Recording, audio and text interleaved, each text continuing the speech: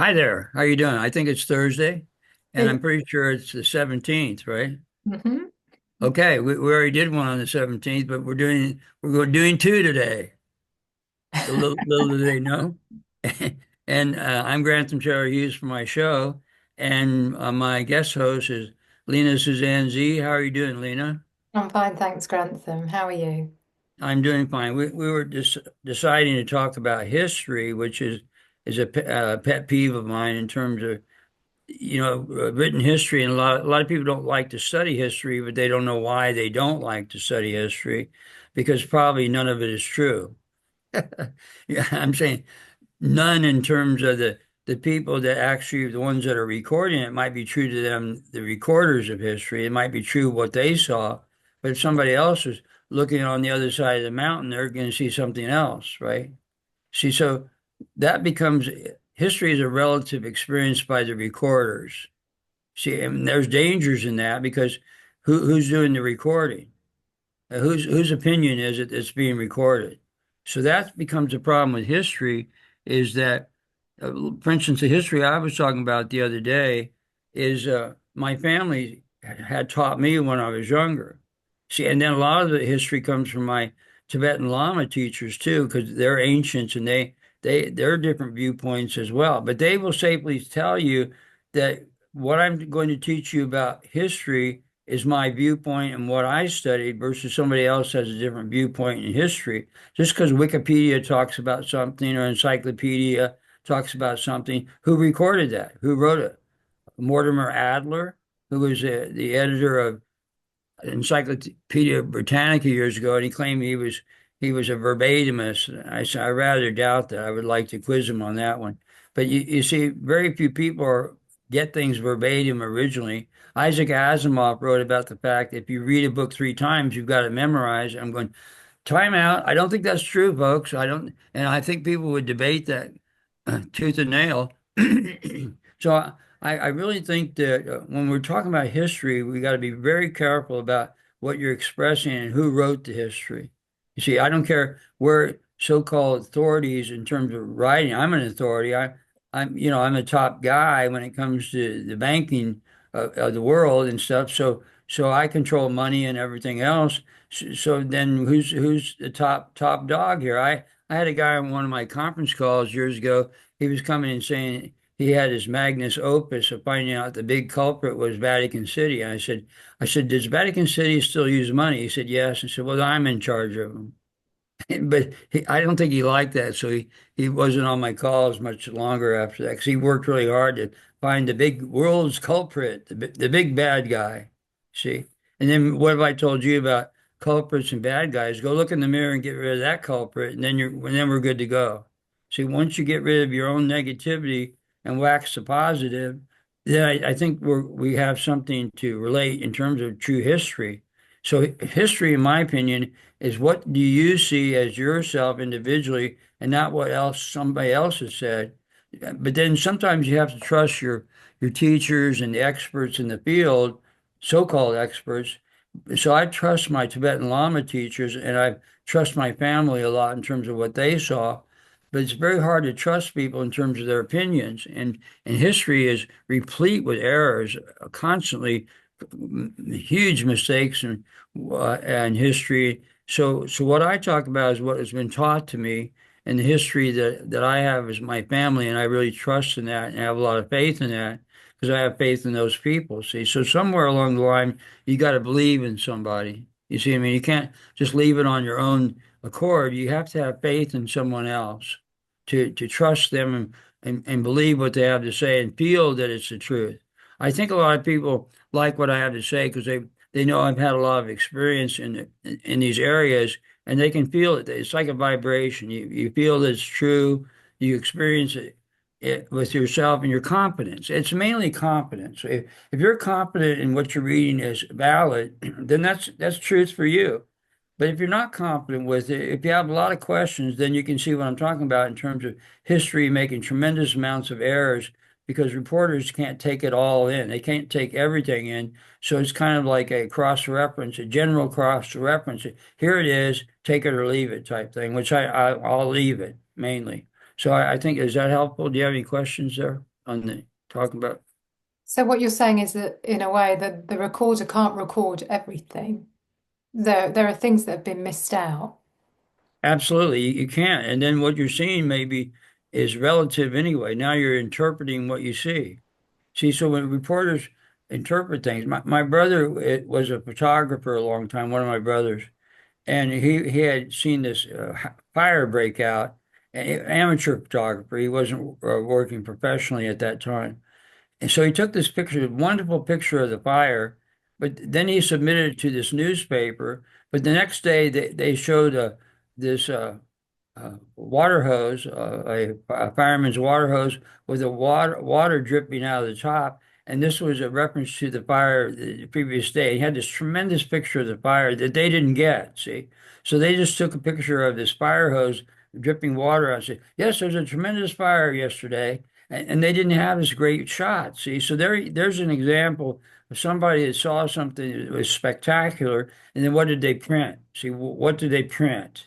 They printed somebody who was a hierophant in their journalistic speciality, and they took his picture versus somebody that was actually there and experienced the truth. So there's a good example of what history is about, is hierophantism. Who's in charge? The authorities giving out certain propaganda and information that they want that's in the marketplace to teach people. So you got to appreciate who's behind what they're teaching in reference to what they want to invoke upon the people in a controlling method. But then I don't get into the contrivancy there because I just think it's big, huge mistakes sometimes because people that are in charge believe that their history is correct, but in reality, it's not. It's been proved many times over.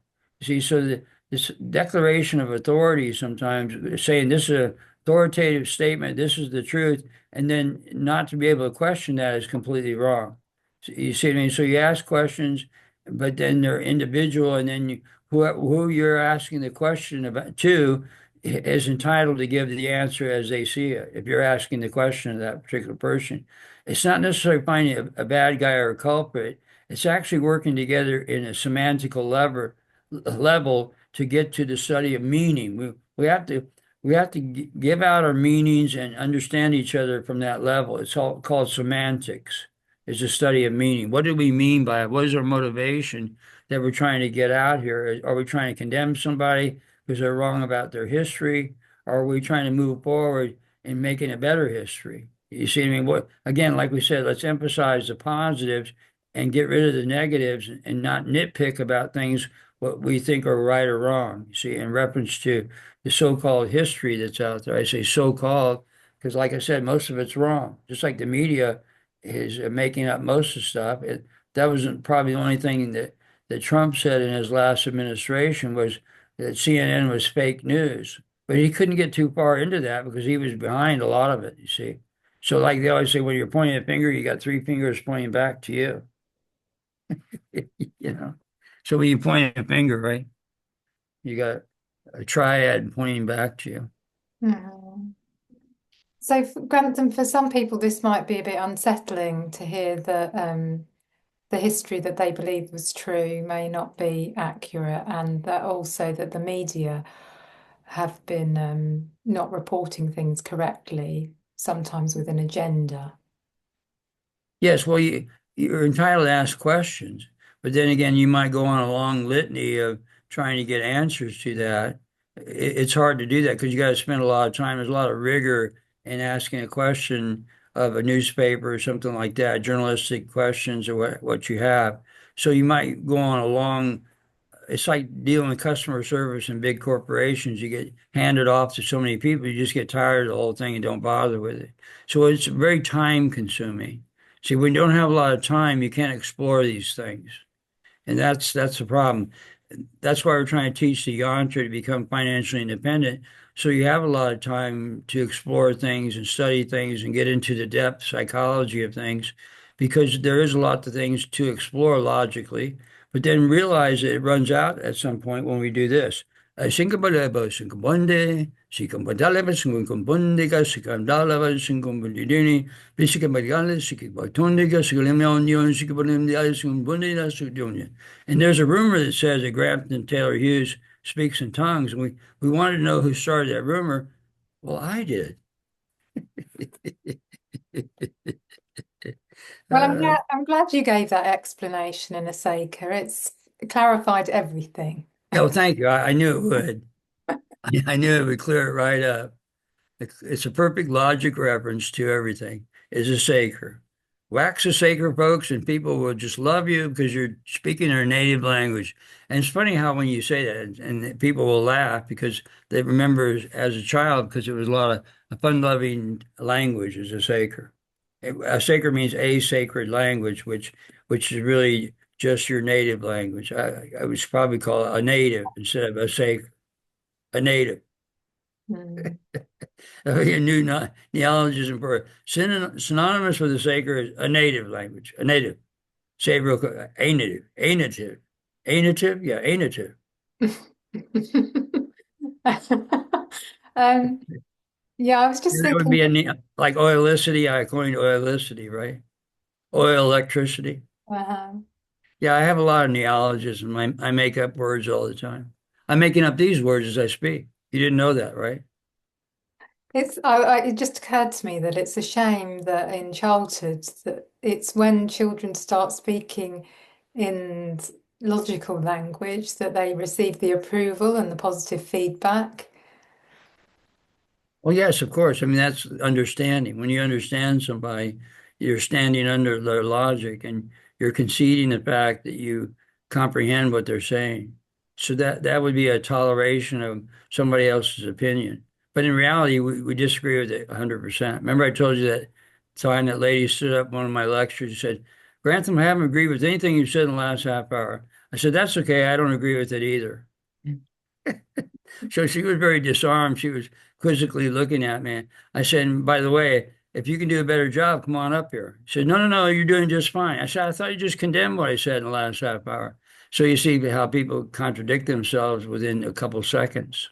Mm. But I trapped her like she was trying to trap me. But it's not really about that. It's not really competition. I mean, sometimes there is competition. You got to defend yourself, but that's why I'm a martial artist. So my martial arts is defensive and not offensive. If I'm attacked, you're on your keister. Hmm. It'd be interesting to hear more about your martial arts history, Grantham. Well, I studied with some really great martial artists in the past. I think maybe my gentleman by the name of Lee, remember a guy named Lee, remember his first name was Bruce Lee. Hmm. I studied with him in 1970 Yeah. with about four other gentlemen. One of the names is, you might know his name, Chuck Norris. But Uh-huh. they get in denial of that whole thing because they don't want to remember all that stuff in the past because it's a big issue. So where was this? This is 1970 Yeah, whereabouts? in Los Angeles. Okay. Yeah. I mean, finding that would be impossible too because Bruce is long gone.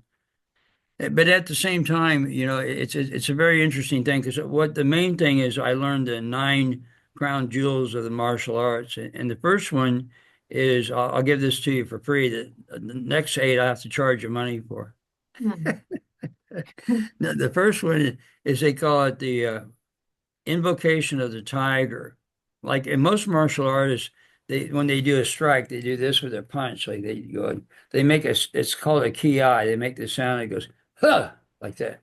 But the one I was taught with was you make the sound of a invocation of the tiger. Mine sort of sounds like a cougar, so bear with me.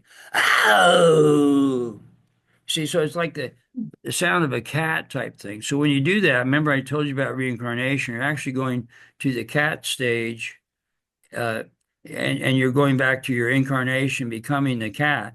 So nobody can beat a tiger in hand-to-hand combat. So when you invoke the tiger, nobody can beat you. So if I'm attacked, I invoke the tiger, and they're annihilated right away. Whoever attacks me is done for. I've utilized it a lot before in the past, and it really works. So when you invocate, it's called invocation of the tiger.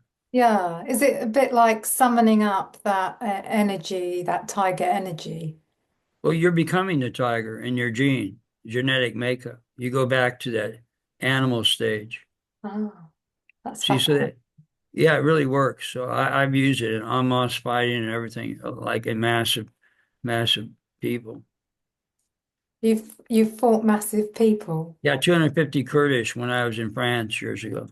Wow. Tell us. I won the fight, 250 people. But the way it works, I beat the first four in a circle around me, and the rest of them ran away, thank goodness. Okay. So there were four men against you, and you No, invoked. it's 250, like 256 actually. I'm an idiot so bad I can count real fast and know who's in the group. So I focus on that. Wow. Tell us more about that fight and how it came Well, I about. came into Beam. We were in this group convention area, and there were a lot of people in the area. And somebody came up to my son and headbutted him in the face. And so I ran to the middle of this group of people, and I hit him on the side of his face, exploded in blood on the side of his face, and then they started attacking me. So there were four people that were coming in from the four angles. I'm always saying that you want to train for eight directions, eight directions. And you train for eight, and you can beat the eight when they're coming in. If they're more than that, you're going to win on surprise attack because they're not going to be coordinated effort.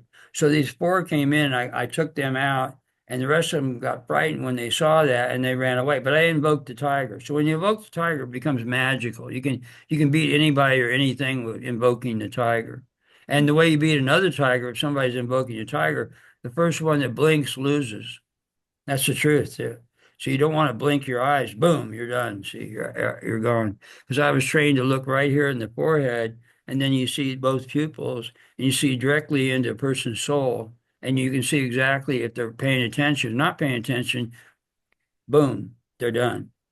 So Wow. you pay, that's it. It's really easy. And like I said, mine's defensive. I would and I never use it unless I'm attacked. Then see, that's the martial artists and senseis, because I'm a sensei, I'm a teacher. They don't understand why they call martial arts defensive. And I say it's only defensive unless you're being offended. Like somebody's attacking you, you counterattack. It's called attack on approach that Bruce taught. Attack on approach is the second crown jewel. The first one is invocation of the tiger. The second one is attack on approach, which means counterattacking. So if somebody attacks you, they're done because you invoke the tiger. It's an instinctive thing. If somebody attacks you, I'm like, oh, and then boom, they're finished. See, it's magic. It works like magic. It really is magical stuff. And so that's where the Chinese, nine Chinese crown jewels are magical stuff. I mean, it's okay. I mean, it's good to know that the invocation can protect you. At the same time, it's about fighting and things of that nature. I don't really like the idea of it, to be honest with you. But Fair, we shouldn't have to defend ourselves in the first place. I mean, why would somebody attack you anyway? Did you make some call for attack? Did you do something that was I don't know. See that's interesting. There's a conundrum in that whole thing, and there's a lost logic. I mean, logic, as I said before, is a complete and utter failure. fair. You see what I mean? It doesn't really work, and there's a lot of contradictions in logic, and that's why it's hard to be a public speaker and not be criticized. But like I told you in the future, it maybe people 90% of the people right now will like what I have to say, but eventually it'll shake out to 70-30, and that's an awful lot of people that will dissent what you're doing. 30% of it's really tough to deal with that. See, in reference to the negativity that gets thrown your way, because a lot of times when they go to these answers.coms or people give opinions in the marketplace, they get attacked right away, a lot of negativity, and there's no point in dealing with that. I used to give answers on answers.com. I may still have some written answers on answers.com that people still quote, but I stopped doing it because I got attacked so much that I just stopped dealing with the whole thing. You see what I mean? Right. So sometimes people just back off. I mean, that's different when language, physically, they don't have a chance. But at the same time, when you're writing things and you're trying to be cogent about it, and then people are doing aristocism. Aristocism is for the sake of argument. Like we're going to argue with you no matter what. There was a song by Groucho Marx in a movie. Whatever it is, I'm against it. Whatever it is, I'm against it. I'm against it. So that's called aristocism. Yeah. No matter what you do, somebody's going to argue with you about or condemn it. See, that becomes the fluxinus in a hilopilificator who waxes fluxinus in a hilopilification. So when you're a negative critic, then which most people are, they're condemners, and that becomes a problem. That's why people go into they become introverts too, or agoraphobics. They don't want to leave the place because everything's such a condemnation. But if you go out and wax commendation, if you wax positivity, and you got to be careful with that too. Remember, I said if you want to love the world, you might get a baseball bat on your head or something. Because Mm. people, you just can't love the world. You have to go out there and, like you said about discernment of friendship, like how do you discern your friends and things of that nature.